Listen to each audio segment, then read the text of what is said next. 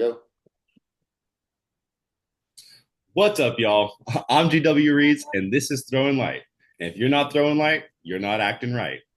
Before we get started, though, please remember to subscribe to LTJ's YouTube channel at LTJ is here, where you can find all the Throwing Light episodes, the Throwing Light tour, and new creative content coming up soon.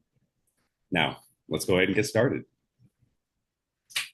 LTJ, as your Sash grandson, it is an honor and a privilege to be able to interview you here on this platform.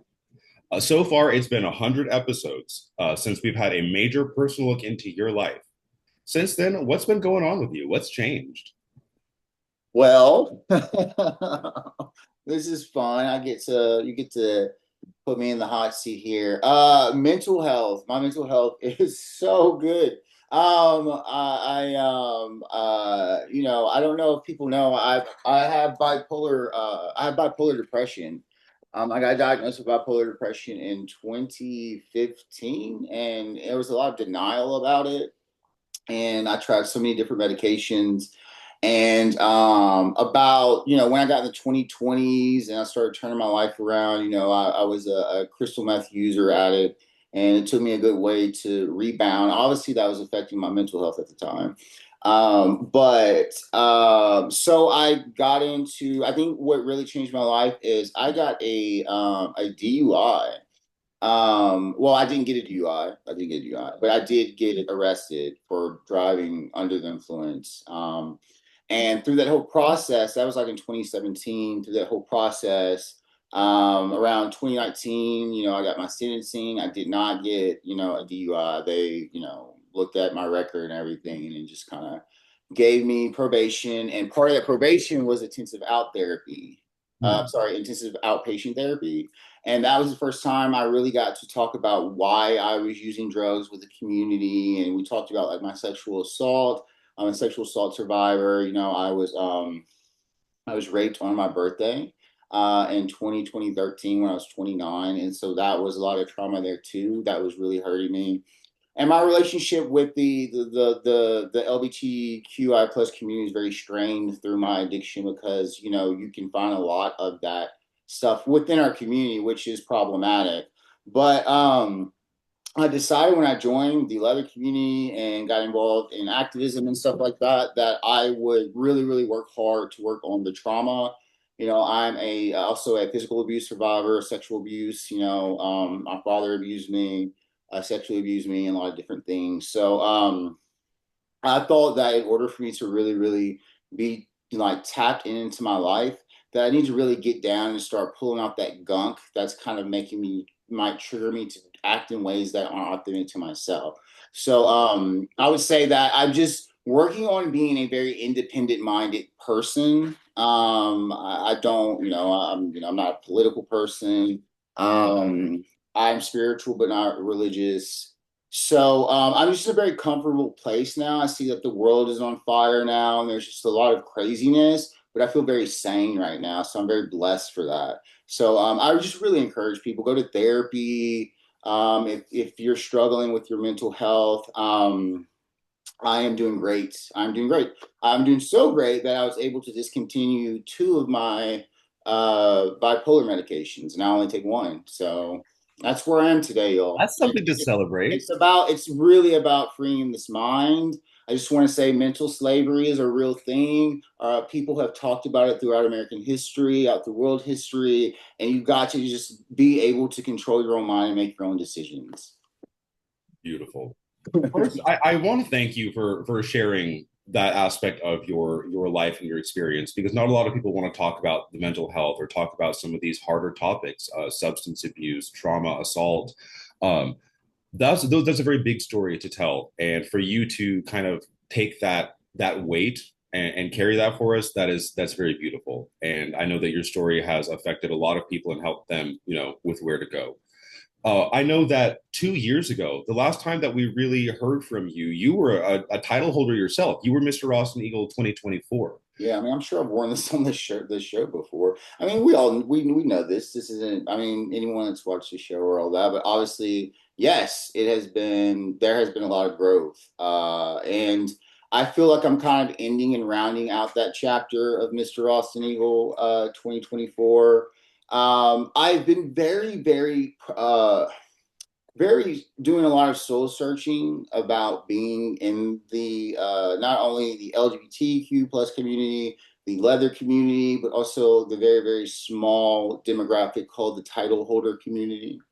And I know that this aspect of this community, which is such a small percentage, we do tend to be very loud in our miscommunications and our disappointment and expectations.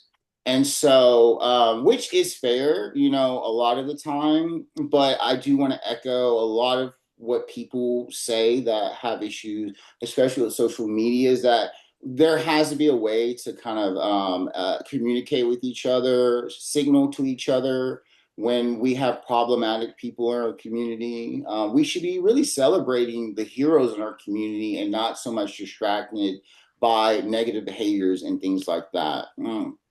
I find that being a title holder can be a bit of a distraction, not just for the title holder, but also for the community.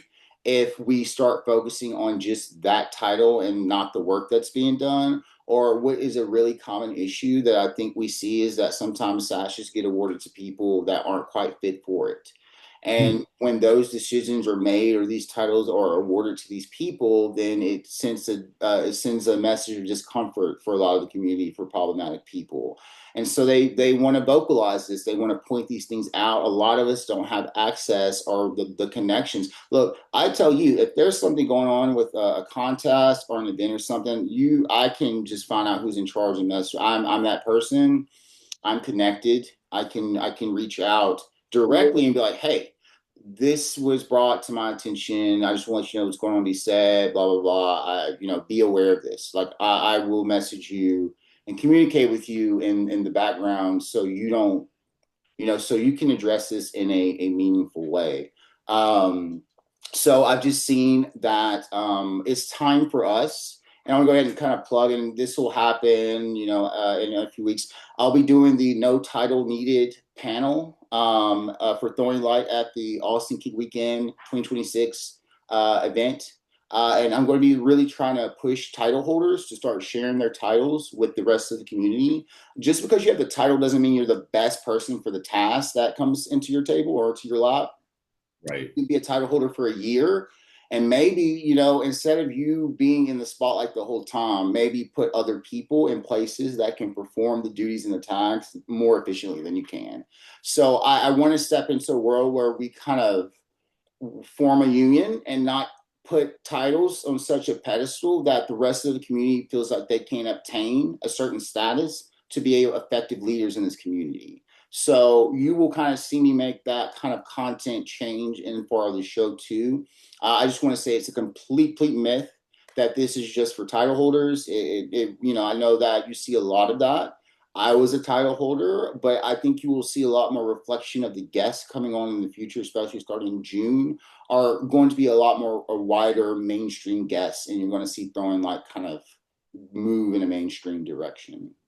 Nice. So we've seen Throwing Light be your brainchild of your platform is Mr. Austin Eagle 2024. And we've seen how that's grown and um you are now opening up new avenues and opportunities. Like you mentioned, it's no longer focused on just title holders. So with the Throwing Light tour, what exactly is that you got coming out now? What how would you describe that? So for people that haven't been following, I started the Throwing Light Tour September 2025 in Dallas, Texas. The Throwing Light Tour is essentially live panels that go, that start around Texas. I went to all five cities. I haven't posted the Houston one. We had a technical difficulty, but I did re-record it. I do need to post the Houston one and get that going. But yeah, I did panels in Austin, Houston, Dallas, San Antonio, and Brownsville, Texas, the Rio Grande Valley. The point of the panels are to facilitate discussions and to talk and to work on issues, to bring up issues that we think are important. Every tour stop, every city, every panel is different topics. Look, I'm going to, I've had several trans people. Each trans person has a different perspective of talking about their trans experience. I've talked on race a little bit. I've even talked on racial passing, something that, was unfortunately a part of my life. I've talked about bisexuality, pansexuality, not having, a lot of people think the optics is if they don't see you with certain genders, they just assume your sexuality. And we really got to, get away with stuff like that. I had the RGV Great Rio Grande Valley panel, which was predominantly a Latino panel, and they brought some really great things, especially in terms of like helping people with language and things. And so I did that. And I wanted to kind of use that as kind of motivation to pivot to a national tour. So in January, I started the national tour for Throwing Light. So we did our live panels in New York City. In January, I just released them on the YouTube channel. They have their own playlist. Each Yeah. stop has a playlist. So Throwing Light New York is up. And so I had the honor of having, the runner-up for National, Mr. Leather, Zephyr D, be on the panel. I had my AMO brother, Eric, Holly McGuire, Mr. Austin, I'm sorry, Mr. New York Eagle, NYC Eagle 2024. I had Ray Me on there, and I had Diamond, Anthony, Kenzo, and Jordan. The crazy thing is that, so there was a big winter storm in January that was like hitting every part of the country. It was coming here in Texas, and the panel was on Monday, but I was going to leave for New York on Saturday morning. But they were like, "Oh, it's going to be freezing," so I left the day early, flew to New York City, only to be hit with another storm. So there was a huge snowstorm when I was there. It was fine. So it affected the panel a little bit. We were still able to execute the panel with four of our panelists, and then we just weaved in our other two virtually so we could get the full panel. So yeah, so please, I just want to encourage people to please, pop over to YouTube. I haven't really found a way to really integrate this content into my social media. I do recommend, if you are on Facebook, to go to the Throwing Light the Movement Facebook page, because like everything is there. It's much more accessible and easier to find. You can find things on my website, Lewis Oliver Jr., which, kind of updating that. But yeah, I think that's we were talking about were we just talking about the tour, or were we talking about Throwing Light? The tour itself. So you kind Okay. of told us like what the tour is. What are some upcoming locations you got? Where are you going to be taking this tour over the next year? Okay, so we'll be in San Francisco. The time of this interview exactly, in 7 days. San Francisco. Throwing Light panel. Some of the people there. I'm gonna. We've had some scheduling difficulties, but the cast will be out this week, and we'll try to get people there. But I just want to go ahead and give a shout out to my IML International Mr. Leather 2024 brothers, Jamal and Spencer, for helping me put on this panel. And thank you to Alex Seidel for reserving the spot. I just want to really thank them for stepping in and helping me to do that. And I can't, if you're definitely, if you're one of my IMO brothers, siblings, there's no way I'm not going to come to a city and not want you guys to be a part of this. So I've been able so far in the two panels to include my brothers. So I'm very proud of that. We will be doing two crossovers this year. After that, we will be at Austin Keep Weekend for the No Title Needed panel. I'm excited. We do have that cast out. You can either go over, I haven't released it quite yet on the Throwing Light page or to things, but it has been released on the Austin Keep Weekend social media. You can see who's all on there. Heaven forbid me if I don't remember everyone's names, but I do want to say that I do have Din Daddy Miguel Torres on the panel. IML Din Daddy. I'm so excited. He wanted to join on this to help me support me. I'm so grateful for him. When I reach out to him and ask him something, he's always like, anything for you. So thank you so much, Miguel. I'm so grateful for that. And then to have my other, my group one, and Spencer was in that too, group one, International Mr. Leather 2024, IMO 46 brother Tom Keller coming in. We're from the UK to come down here also keep weekend. He's also going to join on the panel and help give an international perspective into being successful in our community without titles. We're going to be more or less there to rally and support and encourage other title holders to continue to share their work with the community. The non-title holders joining the panel, Chico Onyx, there's David, I forgot his last name, and then Tank, and then we have Kaneko. So they're going to be on the panel, and they're going to talk a little bit about their experiences and how they navigate the community doing work, and not needing the recognition. So I just want everybody to be clear to come to that one and come and look at it as kind of a unity panel to just talk about how we can all feel valued in the community. Then you're going to see me pivot to one of my first, I think, opportunities to show how you can work in small groups, divisions, and become bigger with unity. Uh, Thank you so much to Mufasa Ali for giving me the opportunity to head the POC caucus, Black Caucus at International Mr. Leather 2026 this year. I am just beyond honored. This panel's been going on since 1996. I'm so excited. The theme is Shades of Black. I am just so excited.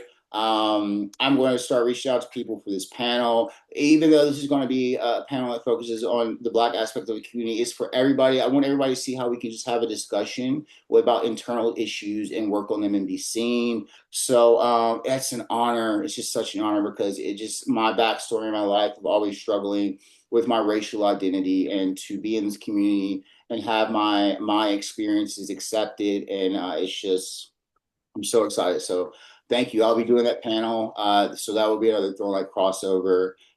We will be in New Orleans for July 5th. My leather brother there, Pareed Meyer, is going to be helping with my other international Mr. Leather brother, Jimmy Gale. I'm so excited. We'll be doing that there. Then we will be in Fort Lauderdale with some manners in August. Chuck King has been helping me with that. Thank you so much. Then we're going to take a little international route over to Manchester Leather Weekend, where I'll be working with the Manchester Leathermen in October. Then this is not set in stone, but it's looking like I could potentially be in LA in November and working on being in Atlanta in December. So stay tuned. The tour will be 2026 and 2027. Wow, that is a very, very full calendar that you've got. Mm-hmm. But I mean, we spoke a lot about the leather people, the involvement with the leather community, everyone you're going to be working with. Now, I heard that you have a project specifically for the leather community in 2026. Could you tell us a little bit about that? So yeah, I'm working low key with a lot of leather people in Texas to work on the working title "Leather People in Texas" documentary. We're in the story development right now. I reached out, pulled in about 12, 13 people that I really trust in the Texas community. I believe in working in silence right now, just because of the easiness of things to be lost in translation, there's communications and things on that. So I do apologize if some of the work I do for the community. I am a very busy guy, and social media, please don't judge me if you're trying to get in contact with me, because I will tell you there are tons of messages that get lost. And I'm not trying to be, I'm just being realistic with you. I get messages all day, likes, I can comments. attest. His messages are full. He ignores me too.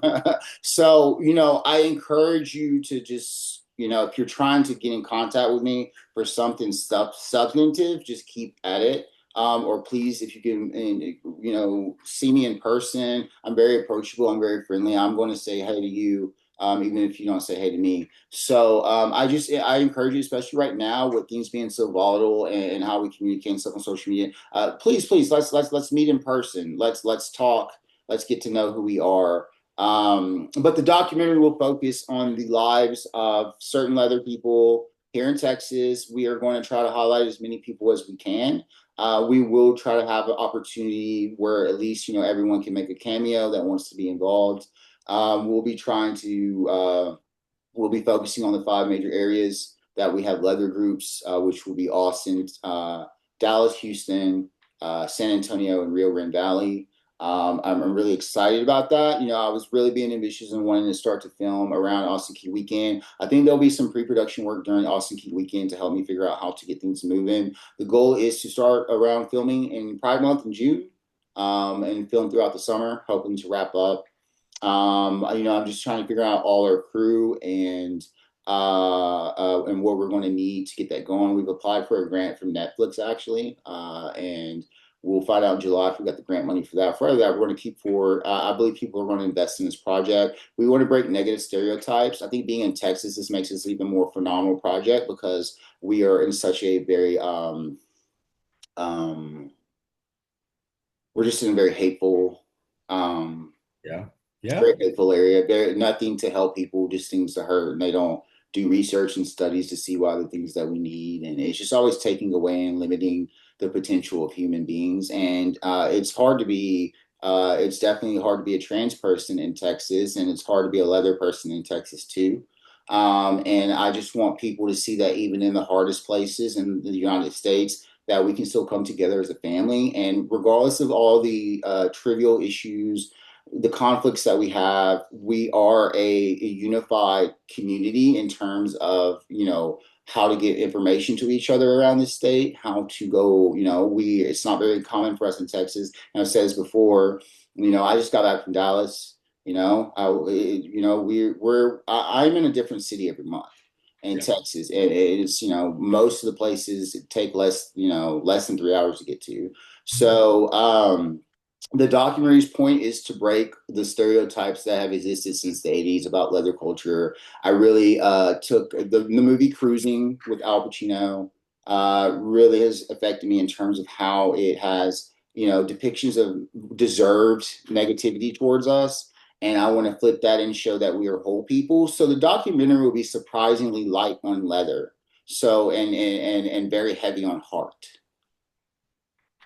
I love to hear that. I think we're all looking forward to seeing what you do and what you present and how you depict us going forward. I think we're all looking forward to that.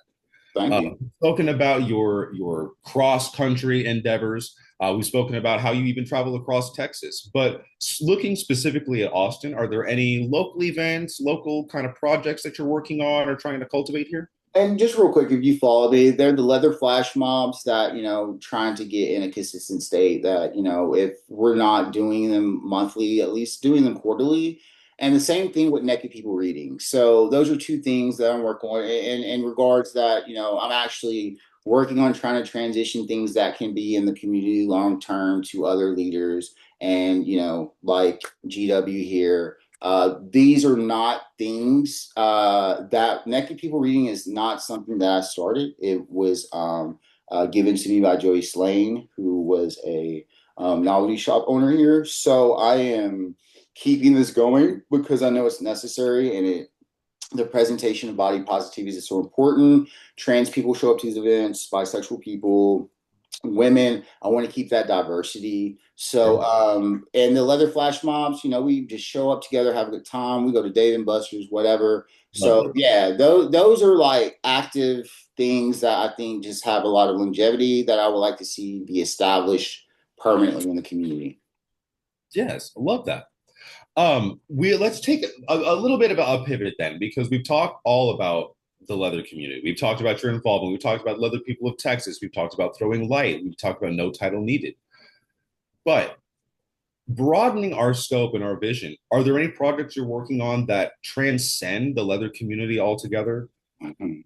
I think the biggest other thing of the big three things, this is the third one. We've talked about throwing light in the documentary. Louisiana Words. It's a nonprofit actually. I've been working on it since 2013. If you don't know, I was historically the first Pride president in Lafayette, Louisiana in 2013, 2014. I established a 3-day music festival, family friendly festival in Lafayette for the community, gave trans people free admission, raised over $90,000. Did a lot of firsts, and I started Louisiana Words as kind of a mainstream idea that I could bridge the LGBTQI plus community with our heterosexual ally communities through art. And I was able to make such progress with the conservatives by taking that approach in the community because it's very hard in that area to try to do anything like that. Like I couldn't do a pride parade like they do here in Austin or anything like that. So it had to fit. And if you're in Lafayette, it's known for music festivals and things like that. Thank you to my greatest mentor ever, Taylor Richard, who's my vice president. He will be on Throwing Light this June. I'm excited to have him back coming over here so we can get a check in on him. I would not be here today as a part of this community and without the knowledge and the experiences that I had doing that. The Louisiana Words is really focusing on that this year to pump it up, get a board started, getting people involved. My greatest friend, J. Michael Norris, is going to be joining me as a co host for the Louisiana Words Tour. We will be touring Louisiana and Lafayette July 3rd, Baton Rouge July 4th, Independence Day, New Orleans July 5th. Follow me definitely on Instagram. I want to start pushing more towards the Louisiana Words Tour. It's for writers to come in and share their work live. These are recorded and shared. Go to louisianawords.com. Follow Louisiana's Words One on Instagram. I'll be doing that on my Instagram and sharing, so stay tuned for that. This is to uplift our communities during these dark times. You are one busy man, LTJ. Is there any other projects, any other cool little things that you got coming out in 2026 that you're working on? Something on a more personal, fun level for me, I'm working on 31 days modeling. 31 days of modeling, actually, two. I did this before in 2023. I'm working with 31 photographers, and I'm going to release this late in the year. Just to kind of, I like modeling. I think with my busyness and a lot of focus on the leather and me kind of pivoting more to making more time for myself, I just want to show a little bit more variety and range in what I can do. And I've met some amazing photographers. I've done thousands of photo shoots. So I've had the opportunity to meet some amazing photographers, and I love just showing that appreciation of that relationship between the photographer and the model. Besides that, my most exciting thing I'm excited for is I'm working on my first horror film that will be kind of worked a little bit towards the tail end of the Texas People of Leather documentary. The working title is The 4th Street Killer, and it is actually a horror film that focuses around the leather community as the heroes. So that's really all I can tell you. It's a horror film. It's a whodunit. I make a little cameo in it, so I'm excited about it. The 4th Street Killer, that is one of the things that I'm most excited to hear that you're working on. So I cannot wait to see, how that develops and what comes of that. Um, is there anything else for 2026 that you're wanting to accomplish? Any other goals, any other dreams that you want to see? I just feel a little misunderstood in terms of who I'm for. LTJ's for everybody. I'm not here for gay men. I'm here for everybody. And I just want that. I have a very predominantly male audience. I'm aware of that, but I just want to really work and really do a better job in 2026 to building my relationships with the trans, non-binary, bisexual, pansexual communities. I identify as bisexual, pansexual, demisexual.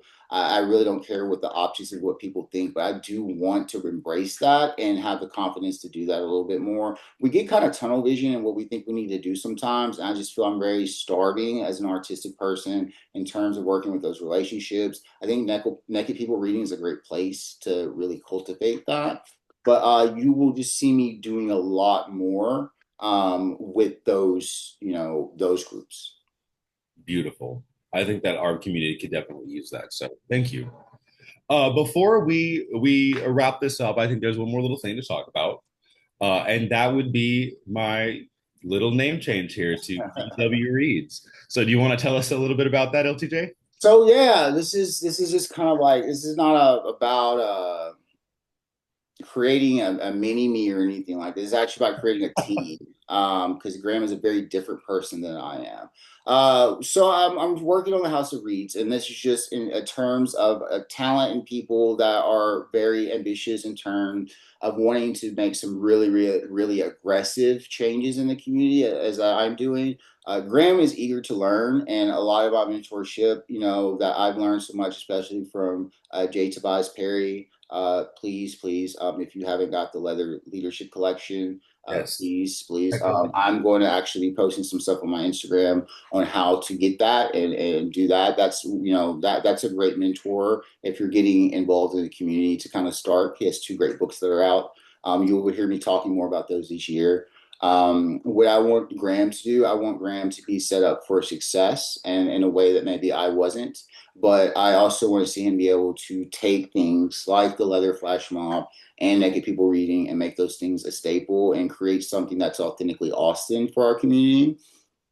This is not it's not like a permanent ownership type of thing. It's a team thing, and this is for as long as Graham wants to help with that. We definitely want to bring more people into the Reeds family, as we get more comfortable and what kind of energy that we want to add to our family. So you will just kind of see us doing a lot of team projects, getting some things cemented down in 2026. Graham has some great visions, and he has a lot of drive. And I think that one of the things that I think him and his Sash dad, Ken, my Sash son, want to see is Graham go to international Mr. Leather 2027 and step on that stage and feel prepared, feel like he's made important steps in our community, built bridges, and be able to maintain legacies. So it's a big decision, but I feel ready that we're going to learn this with each other. And I am interested to see how we can continue to grow the Austin Eagle power, and influence. I am very, very excited to be joining this movement. I see all the work that needs to be done in our community. And my intention and my goal is to put in that work. I want to also help find other like-minded individuals that see the work that needs to be done, that see the opportunities that our community has, and they want to put in the legwork, they want to show up, and they want to help make the world a little bit of a better place tomorrow. So thank you so much, LTJ, for this opportunity to help carry on the Reed's legacy and to help carry on this work. And I look forward to making you proud. Thank you for taking it seriously and wanting and understanding, how busy I am and how much I'm to really know how much I'm doing. So just know, obviously, I trust you, and I know what our relationship is one on one. I can explain who you are to people if they have questions. But I was there where you were. We are now going, and this is the third year of our legacy, and I think this is a great time to really, really power up. So you got this. Thank you. Well, before we finally, wrap things up, my last question for you is, and this is a little bit of a food for thought question, so I wonder what the question is. what do you think that we aren't shedding enough light on? I'm going to keep it really simple. The possibility of change. People don't think things can change. It's insane. We're going through this country right now. We're going through some really inhumane, disgusting things, and people are just like acting like we can't do anything about it. And I'll tell you straight up, it is. I power through this community and try my hardest to stay through progression. But I do meet, just like I meet outside community, roadblock mentality where people optically want to say that they want to change this community. And when you present that change to them, they're like, well, especially business owners, and I'm not, just, you have to look at it, we complain about, a lot of our venues not having enough business from trans or women or non-binary people, but we're not creating the product for them. So we just live in this weird world where we're wired to think that we can't rewire things. And it takes you got to have the will to want to use your mind. And I really, really have learned, especially doing the Throwing Light tour. what I'm doing is what I'm doing, but I can't force change. I don't want to force anyone change. But if this world can't see the continuous repetition of doing the same shit over and over again and getting the same result, I can't. I can only do my little part. I accept it. I know what my purpose is. If I move this world forward just 1 inch, I'm good. I'm happy with that. But I need people, especially on this show, like change. I've changed. You can change. Change is a good thing. The seasons change, animals change, humans are supposed to change. Yeah. And that's all I got to say about that. Beautiful. Couldn't have said it better myself. Man, y'all, from title holders to naked people reading to leather clad serial killers, we've talked all today. Okay. This Yeah. has been the 150th episode of Throwing Light. LTJ, you know what to do. If you're not throwing light, you You're MFers not are acting right. acting. That's it, y'all. We're out. Thank you all. Thank you, Graham. Thank you.